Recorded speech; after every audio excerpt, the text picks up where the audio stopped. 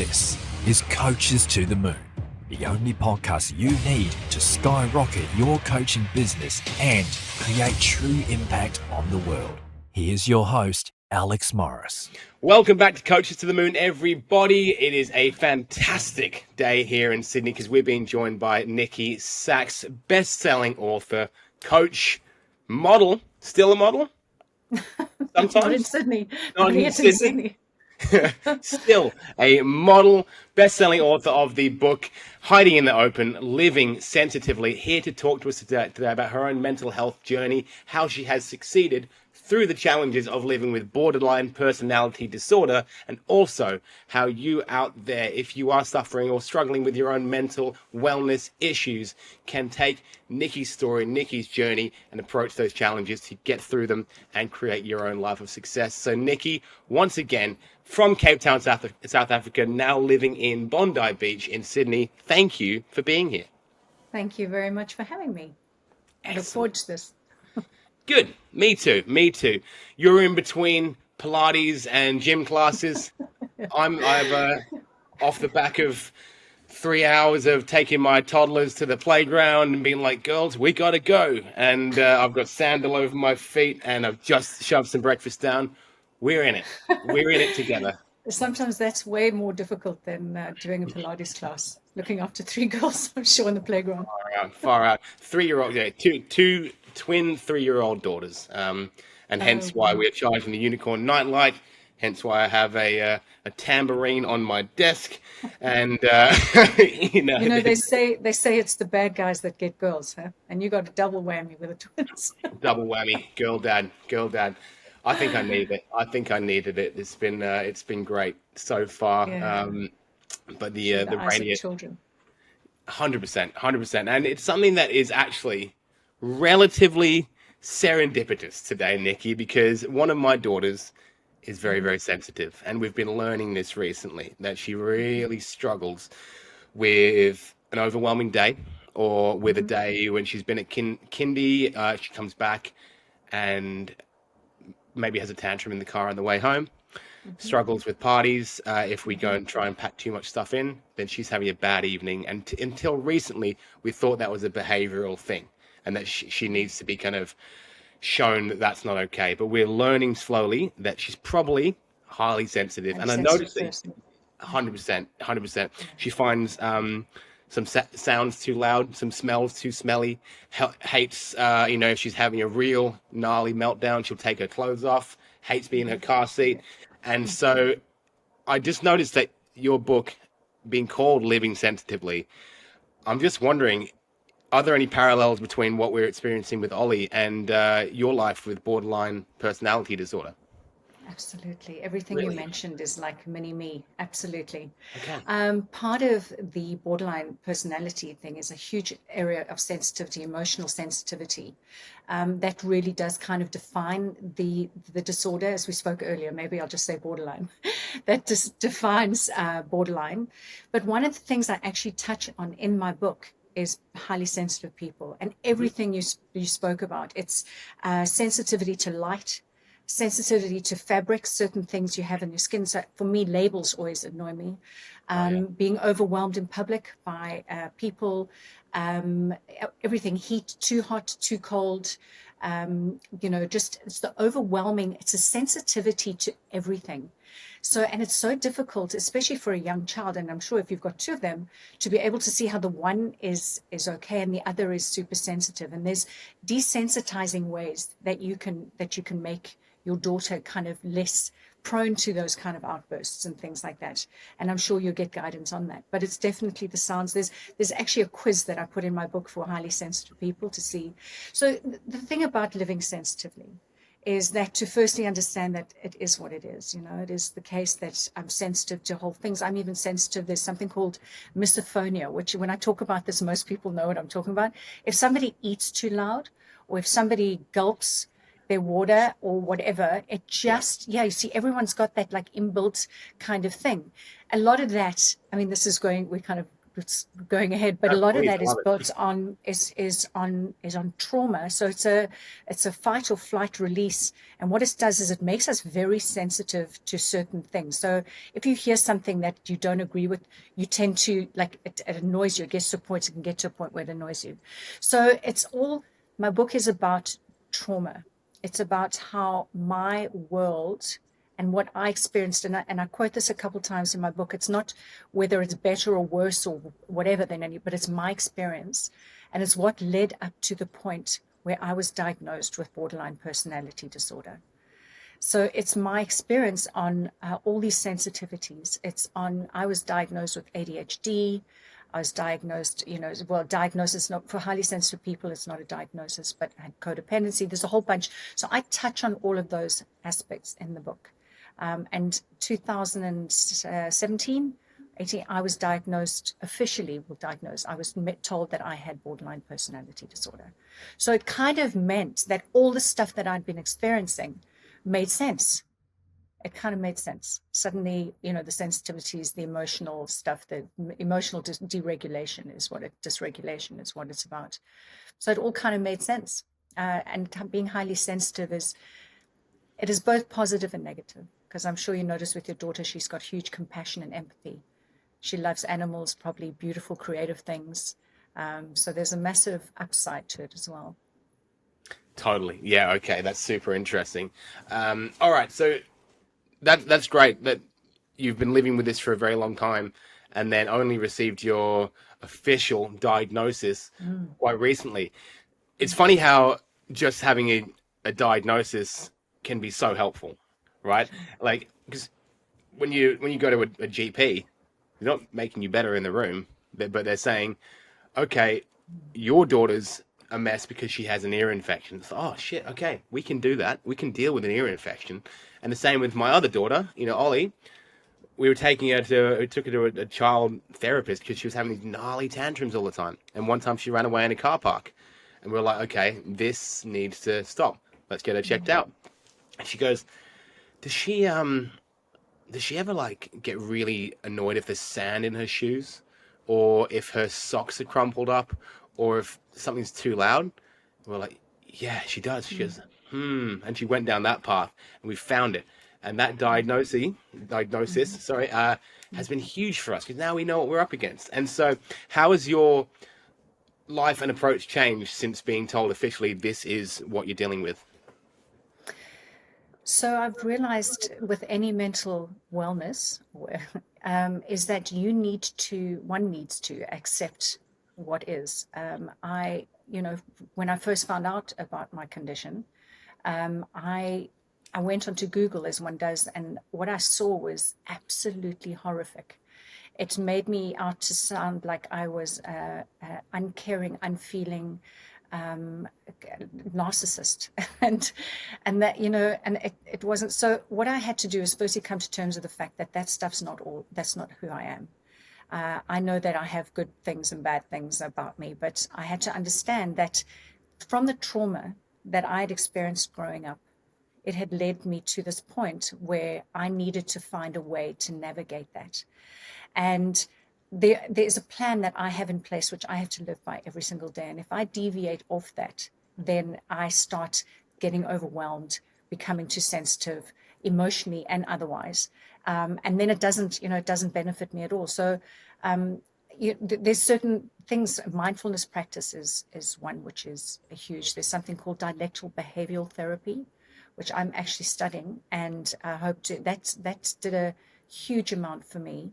And what it is really is it's a mindfulness-based practice where you learn to accept certain things and change other things. So emotional regulation, distress tolerance, things like that you learn through this practice, there's just certain things that I need to do every single day in order to be okay. Okay, but the first, great. I think, yeah. Because you mentioned that, there's a certain sort of plan and structure you have to follow, and if that doesn't happen, you're overwhelmed. And then I also know that you run a small business, and so that's a relatively disparate thing. Run a small business, everything can just hit the fan in a second. Yeah. And so running your your wellness coaching, your mental health coaching business. How are you setting up your days to deal with the fact that you kind of need it to be a certain structure for you to thrive? It's a very good question. And we spoke about earlier how it is difficult as a business owner of a small business, and you're sitting at home and you have no interaction, and that could be days on end beside your family, which could be stressful. There's that in the business, and how does that impact on your mind? It has a massive impact in the long term. So I've realized a few things. Number one is that I have to get between 7 and 8 hours sleep a night. I have to have movement. I have to be doing something every day. And my body has been through a lot. So as one gets older, so I've also realized that I can't push it the way that I used to. I've had to come to terms with the fact that I have to honor my body in a way that I don't want to hurt it anymore. Because before I would just smash it in order to compensate for other things. So exercise, I also find that I've had to be very, very strict on who I allow into my world. I've had to detox so many people, and it's so difficult to do because firstly, we all want to be liked. We want to, we want people to agree, like us. And I just find there were so many people that were, Brené Brown, she's my guru, who says, candle putter outers. You're this like amazing flame, and you have these people that just want to put your flame out all the time so I avoid a lot of toxic people, and navigating that has been tough because sometimes toxic people could be family or friends. But your space and your wellness is far more important than any relationship that you feel might be compromised in a certain way. I also find that I need to connect with nature. I need to be very, very mindful of the foods and the drinks that I have, because it all, alcohol makes you sensitive, and then it can depress you. Those sort of things. So one has to be very mindful of certain behaviors. Yeah, absolutely. No, that's real. That's super interesting because, I mean, everything you've said, none of that's mind-blowing stuff, right? No. Sleep, move, eat, get into nature, normal stuff. Very, very, once again, difficult when you do have the business, or if you're working full time, if you have kids or you don't have kids. There's a lot of reasons why people don't manage to do those things. Yeah, sure. For yourself, making them non-negotiables, and I'm exactly the same. My wife, Yeah. if we're on a Saturday and I've been up since 6 with the girls, and it's a slow Saturday morning and it's sort of 8:45, 9 a.m., she's like, Yeah. okay, we need to get you outside. It's not about the Yes. girl. It's like we need to Yes. take you for a walk because I get antsy, and I really struggle to do a straight day of, I can't wake up, hit the computer straight away.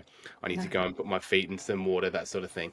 So I love that. And I hope you don't mind me asking this question, Niki. You've mentioned some trauma, and you've also mentioned my body's been through a lot. Is there a story there that we should get Yes. into, or is that okay? Yeah, absolutely. There's a few things about borderline personality, and the main thing about it is it's when as it relates to relationships. Okay. So for instance, there's a quote. If somebody with schizophrenia had to go and be on an island by themselves, their condition would be very apparent because of this. But if you had to put somebody with borderline on an island by themselves, you wouldn't notice that there's anything wrong with them, because it's only when it comes into relationships. So that being said, the biggest fear of a borderline is being rejected or being abandoned in some way. So in order for that to be achieved, I always had to be perfect. I thought I always had to make sure that I was perfect on the outside, on the inside, a perfect human being, because if I maintained that, then nobody could reject me. Nobody would abandon me. Nobody would leave me. I would be lovable. I would be enough. So I find myself pushing myself to the point where I had to have back fusions and things like that, because I pushed myself so hard at exercise. I was exercising 3 hours a day, doing runs, doing mountains, doing whatever. And because I found I had to be perfect. And that's partly why the name of my book is called Hiding in the Open, because for so long I was hiding in the open. I was pretending to be something that I wasn't. So how does somebody become borderline? The same way I suppose somebody would get post-traumatic stress or go through something like that. It's trauma.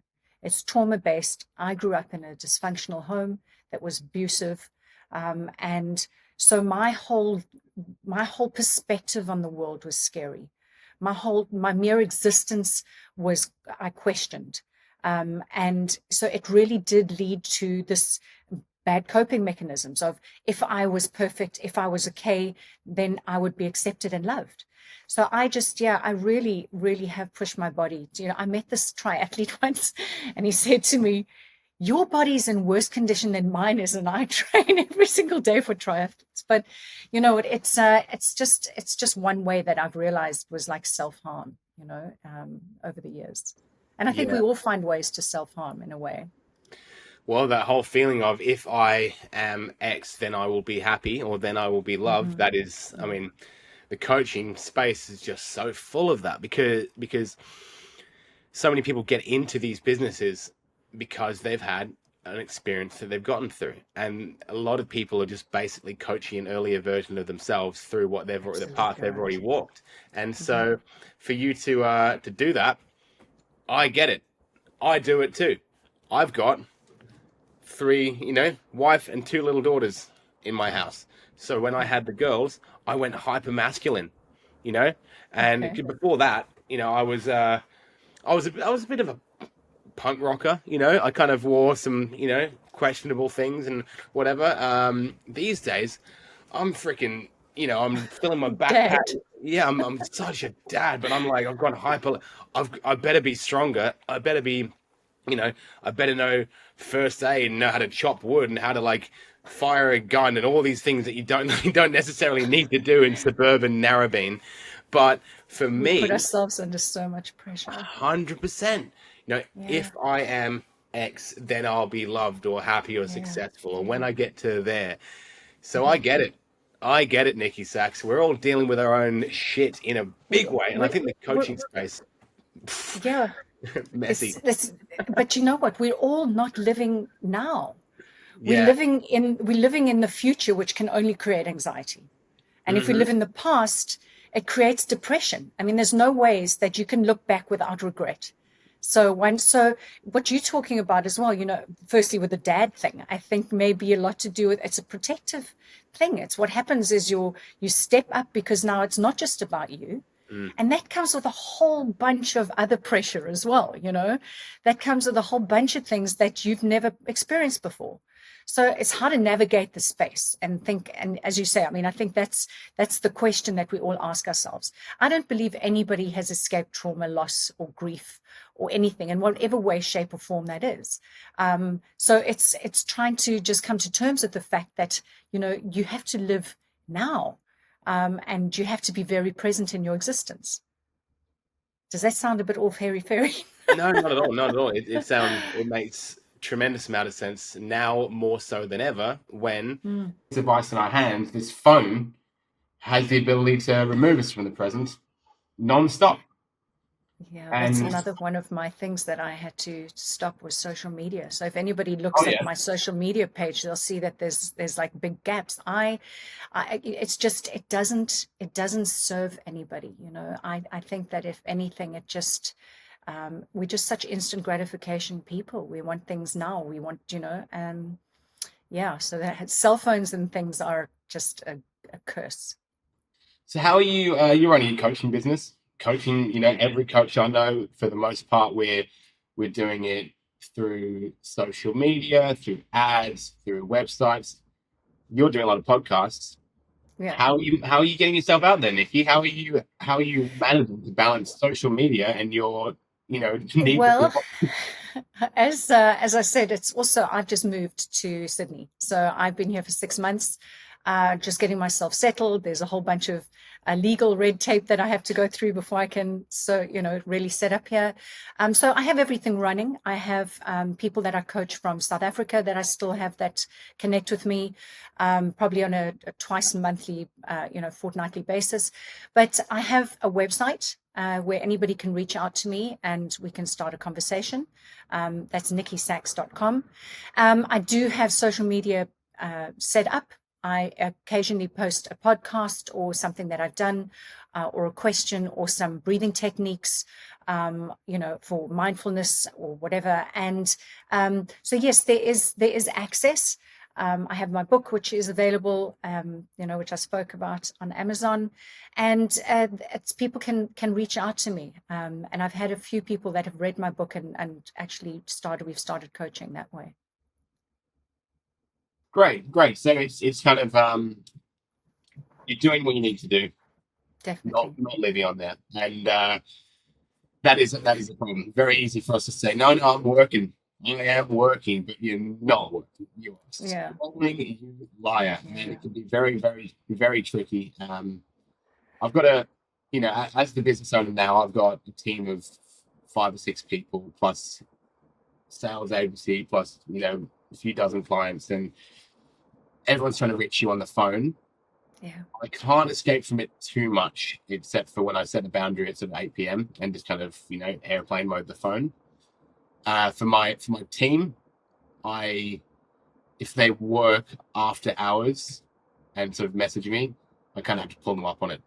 Or if they message me on social media and ask me about something, I have to be like, dude, I don't want you to be stuck in work when you're not working, because I need you working when you're working. I need you good, and your family needs you good when you're not there. And it's very, I'm still fighting that battle for myself all the time. But I think it is possible, even though you've got, and this is career people as well. They've got a phone in their pocket. Their boss is there. Microsoft Teams, fucking Gmail. Excuse my language, Niki. Oh, God. And don't ever use the word Gmail again. No, I'm joking. And, talking about that, because as you said, from a small business point of view, and you hit on something that I want to draw attention to, and that is boundaries. So, I mean, you shared some information with me when we first started speaking about the rough time that you had at the end of last year, the beginning of this. And, that's why I was saying to you, we need to, as small business owners, we have to be honest with ourselves, because your business cannot succeed if you are not well. It's like, they say if the aeroplane's going down, make sure that you put your oxygen mask on before you help anybody else. So you have to be well. And in order to be well, you have to set boundaries. So a lot of the time what happens is people get to a point, don't they, where it's all like crash and burn before they say, hang on, something's wrong. I need to do it differently. And I'm suggesting that there is a way, and especially coaches, because we all think we have to know all the answers. We think we all have to be doing it right. And we all have to, and it's not like that. It's certainly not like that for me. I arrived here and it was a shit show. And, you have to pull on all your resources. But at the end of the day, you're human, and stuff happens. But I think that one has to draw the line and say, if I'm going to succeed, then I need to be well. And the way that I'm well is I need to set very, very clear boundaries with myself, for myself, and with others. And I think that's important to understand. As you said, don't contact me after a certain time. A lot of the time as well, we sit on the phone as business owners, scrolling at competition and feeling so much worse about ourselves because we think that they've got a better thing than we, or a better way of doing it or whatever. And at the end of the day, we've got to rely on us. And the best way to do that is to know who you are and put a boundary in place so that you understand that people understand who you are. 100%. And what you touched on about in the coaching space, we think we need to be perfect. And I mean, everyone's projecting that. All the coaches are sharing their perfect day and their perfect business and their car and their another day at the office with their laptop in a pool, that sort of nonsense. And definitely you're attracting some sort of freedom chasers when you do that. People who think that their life sucks compared to yours. But the more I've been running social media based businesses for like, I don't know, 8-9 years now. The more honest you are, definitely the more trust you build, the more people you attract into your business. And the conversations, with clients are just or prospects are so simple. When you're sharing stuff. If I do a sales call, and one of my toddlers walks into the room, I've got so much more rapport than some guy who's just got his background on and just, pretending like flashing his Stripe screenshots about how much money he makes. And that's just my experience has been that authenticity has been huge. But for yourself, you mentioned that for a long time, you were really under the surface struggling, that kind of duck Yeah, metaphor. Like under, that's exactly. I use that in my book, the little duck and then the feet under the water going like this. yeah, Yeah, I mean, you touched on authenticity, and that goes hand in hand with vulnerability. And as I said, Brené Brown being one of the gurus that I've really learned a lot from. But I find in work or whatever, if you lean in, if you show a little bit of your underbelly and you kind of show a little bit of your vulnerability, people will meet you there. So a lot of the time, I lean into the conversations that are difficult. I ask the hard questions. I do the things that are not easy. And I show up, a lot of the posts that I have done of when I'm struggling. And I say, this is happening and this is how I'm feeling today. And, like, I'm not one of those people that says, listen, it's going to be happy all the time. I'm one of those people that says it's going to be happy because you make it that way most of the time. And yeah, I think that being authentic is critical in a business, and critical for survival of a business. yeah, because you definitely you see it so much with, well, you see it with celebrities, I suppose, and a celebrity is a personal brand and they're a business, Yeah. and you hear all the time that, oh, Justin Bieber's checked himself into rehab for the 14th time. Poor guy, because outwardly it looks like, for the most part, the best life ever. But and they keep living that and showing up as that, and the pressure just mounts and mounts until it's got to go somewhere.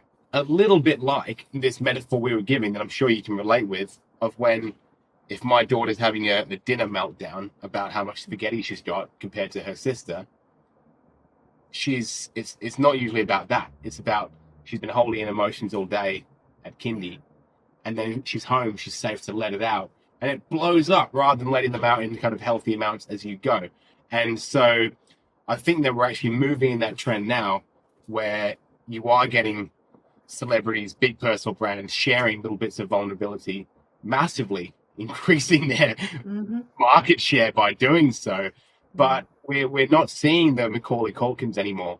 The people going completely, Lindsay Yeah. Lohan going completely off the rails, because people are actually opening up a little more, not They're hiding having in the open. Yeah, they're having conversations about it, and it's making them real. And I quote a number of actors that have come clean. There's a chapter in my book called Coming Clean. And their vulnerability will really, hopefully, decrease the stigma on what mental wellness is. Because it really is something that affects every single one of us in some way or the other. Every single one of us. And it is what it is. I think that we need to just accept that. I personally think that all of us are suffering from PTSD, because after COVID, everybody was in a state for 2 years where they thought they were going to die every single day. So the amount of stress that comes with, and the knock-on effect. So if you have a predisposition to anxiety or something, and then you put that on top of it, it just explodes. And if you can't have conversations about your struggles with people, then that's all internalized. Which brings me to another topic, which is, on suicide and things, and how that is, because I'm working with Lifeline, and how that is just becoming it's overwhelming. It's overwhelming, how prevalent that's becoming, and especially with men, because they have this stoic kind of perception that they need to be strong and they can't talk about these things, the vulnerabilities. Don't be a bitch, bro. Deal with it. Yeah. Yeah. Cowboys can't cry. Yeah, your wife doesn't want to see you, she wants to see you showing up, protecting. James Bond style, Yeah, I think that women also have been pretty unfair when it comes to men, because they've kind of needed rescuing a lot, which means that the men have to always kind of fix things. But I think that conversations are changing, certainly amongst people that I know. I don't know whether they're only that way when they're around me, but people's conversations are, it's different, and it's beneficial. I mean, we can all, because there's such judgment around and stigmas, aren't there, around this kind of stuff. And I've just also come to terms with the fact that if people want to say that I'm loco or I'm whatever, then it kind of is what it is. But I also know on the other hand that I'm helping a lot of people, and that makes me feel good. Well, Niki, I can say confidently that you're completely off your rocker, and I love that. Because otherwise, you wouldn't have if you spotted, you got it, right? yeah, you wouldn't have started a small business. You wouldn't be. I'm a serial entrepreneur as well. Yeah. I mean, before this, I was, doing, and I'm sure like you either you make a decision early on in your life that you can't work for a corporate business, and that, I found that I couldn't be creative enough, and I couldn't anyway. So yeah, serial entrepreneur, and you have to keep making sure that you're okay, along the way. How do you go with being told what to do? How do you go with rules and stuff? You have lots of structures for yourself that you need to follow. How do you go with for example, the amount of authority that we suddenly had to follow daily during the pandemic, or like in high school, how did you go? Or when you have worked in proper jobs, do you deal well with more structure or go against it? I don't. I deal with my own structure. I find people.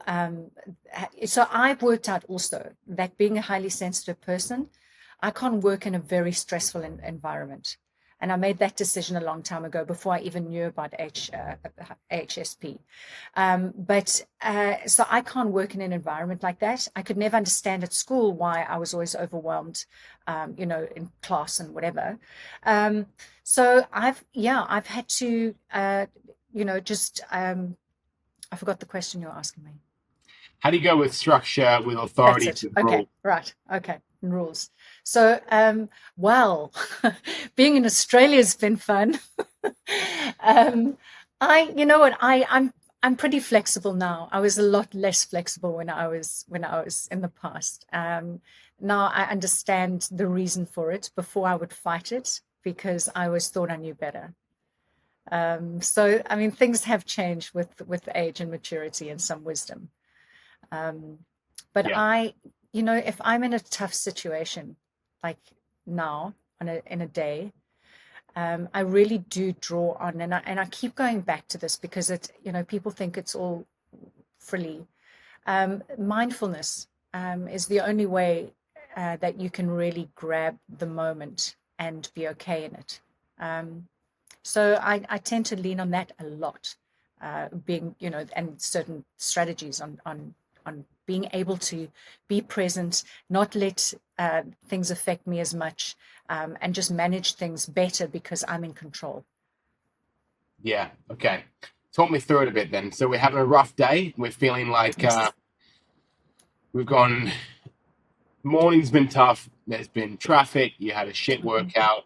You've got a call in 20 minutes, and you're rushing towards the call, and you spilled a coffee. How do you get yourself back on track so you can actually perform at your best? Stop. Okay. Stop. There's it's SOS. Stop. You observe what's going on and you steer. So, often, and it's weird because it's like an energy thing, in my opinion. It's like almost the law of attraction. If things start going badly, it kind of seems like it's going to actually carry on going badly. It just kind of happens. But I stop and I say, okay, let's get a hold of what's going on. I have conversations with myself all the time. What is going on here? What can I control? What can I not control? Let's focus on what we're doing right now. Let's breathe, because I often forget to breathe. But it's, again, if it's a tough day and you need to just go and smack a wall or something, one is compelled to try and do that. I don't feel, I just feel I get really overwhelmed. And so I need to stop. I need to breathe. I need to pause. And I need to also just say to myself right now in the moment, it's okay. It's okay. And being honest, the thing that trips us up a lot of the time is perfectionism. So, doing the gym, it doesn't have to be perfect. And I have to say that to myself often, this is okay. It's okay. Today, I didn't sleep well last night, so I'm not feeling that strong at gym, so I'll just walk on the treadmill. And now I've got this call to make, and I'm rushing because of the traffic. But, if I say to them, listen, I've just been rushing to get to the traffic to be here. So, give me a moment to it's just being transparent, I think, is really helpful. What lovely, sensible, normal advice.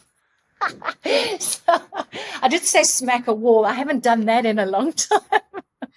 Well, it's refreshing to hear it because, and you're not the first episode for me to say this. The coaching space is just so full of what I consider to be just not nonsense, but just ideas that are so contextual, and they work in the moment for some people with certain lives, and one cannot always align to their true purpose, when you're, you can't always breathe deep into your anal chakra or whatever it is that they say. You can't always do that. Stop, breathe, be honest with your client that you're having you're rushing this morning. How good? Yeah. How good? Yeah. Makes such a lot of sense. And if you do need to, get physical by going for a run or a walk, I chuck some weights in my backpack and go for a sweaty walk. I think it's just cool. It's just cool advice because, like you mentioned earlier on, you transitioned from wellness coaching through to sort of more mental health coaching without the qualifications to do so, which is something we talk about a lot on this show, which is the difference between university certified thing on the wall saying, here's what I can do, versus just going through lived experience. Yeah. And while you may not have the same level of employability, or you can't prescribe medication, obviously sometimes you can absolutely have a better effect because you've actually been there yourself. I think that's the key thing that's on point. And that is about the school of hard knocks, as opposed to, having a degree. There's a number of certifications that I'm sure, you've got as well. But Doubt it. But I just find that, what did you say? Part-time chef? Yeah, I'm a qualified chef. It's the only piece of paper I've got. Yeah. That is really cool. Yeah, that is cool. I did that for 10 years before I started marketing. Yeah. Oh, wow. That is so cool. I love cooking too. But, the other thing that you touched on, which I wanted to mention, was, there's all these coping mechanisms. And as coaches, we like to be able to offer some kind of structure and working kind of methodology to kind of getting to where you want to be and all that kind of stuff. But I have also, again, mentioned in my book about medication, and how, there's no need to really struggle alone, because a lot of the time people are very reluctant to get help in that area because they think that is a sign of weakness as well. But a lot of the time, an anxiety disorder or an anxiety condition can really be managed better if you seek kind of medical advice and, from a doctor and pharmaceuticals. And I have no negative feeling towards that. I don't think that I would have coped as well as I have if I hadn't had that support. And also, it's just a thing, that I realized I've come to understand that that's what I need in my life to be okay.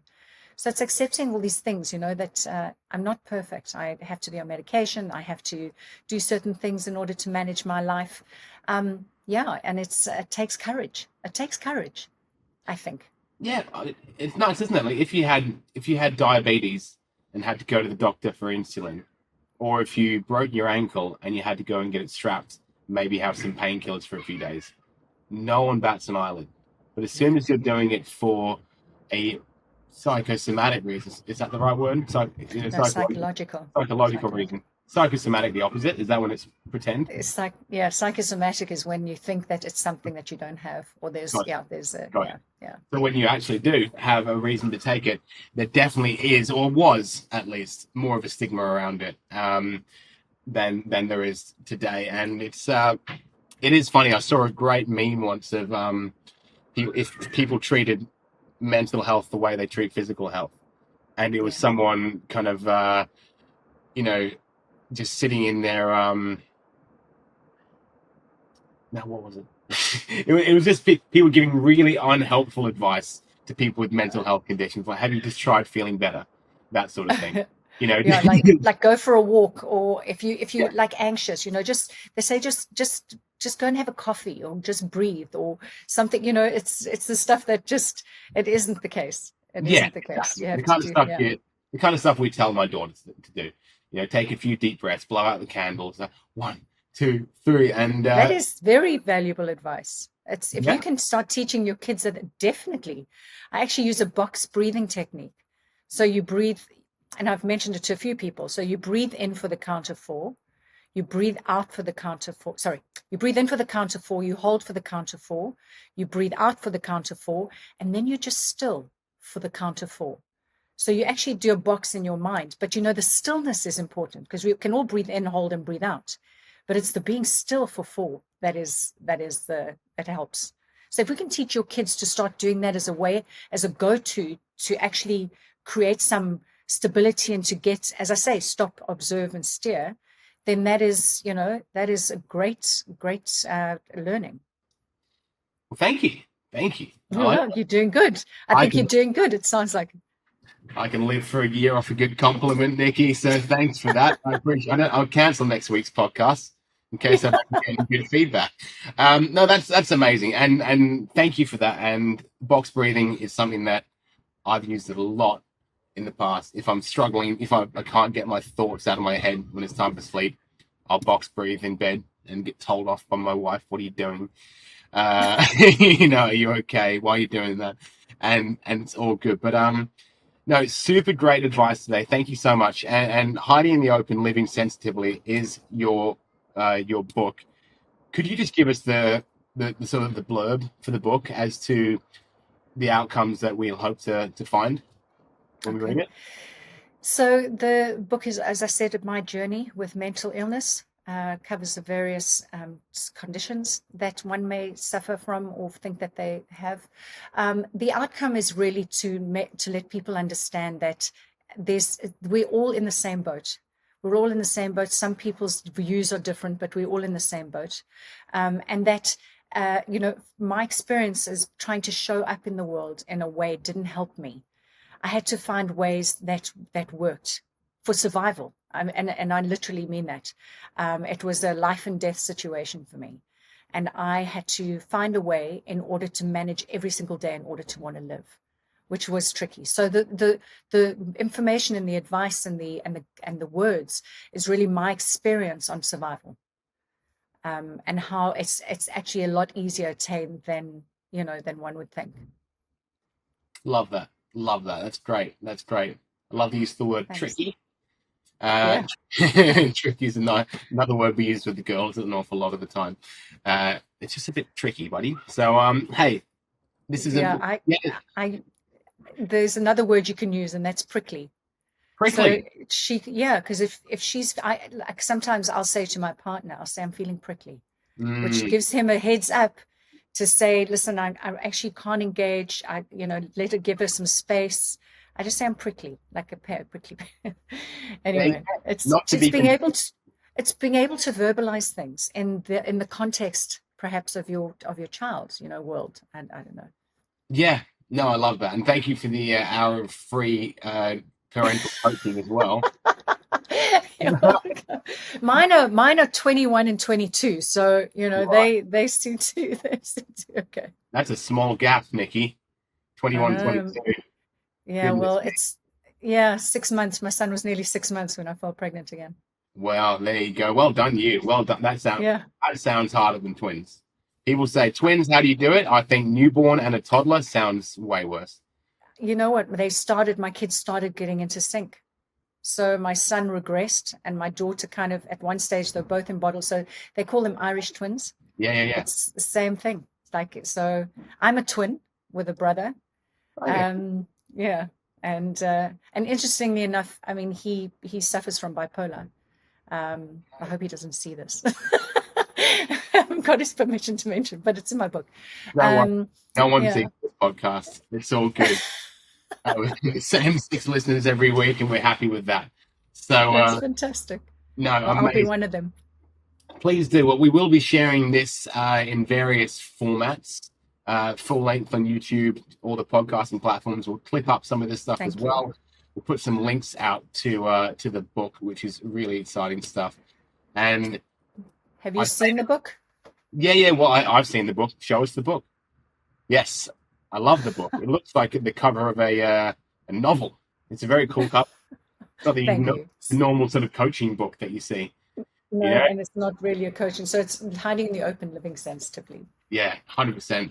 And once again, I'm not I don't try to pretend I've read the books on my bookshelf behind me, because I don't read any books ever. But this feels like one that would be good to have in our house, actually, to help us to see how, just for my daughter, and also kind of a little bit my wife and myself, as we are more honest with ourselves about, just the stuff that is the way it is, and how we're just gonna have to deal with things day to day, like anything in life. No more hiding. So, Niki, thank you so much for being on the show today. Really lovely, and I think we could manage to do another hour, but we will not. We will. Wanting more. We'll just end here. Okay, I've got to get to Pilates. More. Yeah, you go to Pilates. Core strength is very important. All you new mothers out there, core strength, massive. My wife's hips are all messed up because of holding a baby on the hip. Now her back's all messed up. Yeah. Super still lower back. I've had a tight upper back for 3 years straight. It's incredible. The things these kids mess you up, right? Yeah, apparently it's beneficial in the long run. It's a payback scheme. Yeah, apparently. Yeah, my parents say that having grandchildren is the reward for having children. That's a very good way to put it. That's what they say. I hope I've got a long time to wait until that happens for me. But I have a friend who's also, and yeah. But twins, so it's tricky, but fun. It's prickly sometimes. It gets a bit prickly now and then. Yeah. So thank you again, Niki Saks. Anyone watching or listening, we do love you for that. I'll be back next week with another episode of Coaches to the Moon. Until then, thank you so much for being here. Love you for that, and much love. Peace out. Hey guys, I really hope you enjoyed today's episode. Thank you so much for sticking around to the end. If you love our guests, then in the show notes of this episode, you can find their socials, you can follow them, you can learn more about all the free resources and programs they've got. I highly recommend you do it. Until then, thank you so much. I'll be back here next week with Coaches to the Moon. Have an amazing day. Peace out. Coaches to the Moon will be back next week. Until then, reach us on Facebook at To The Moon Digital Marketing.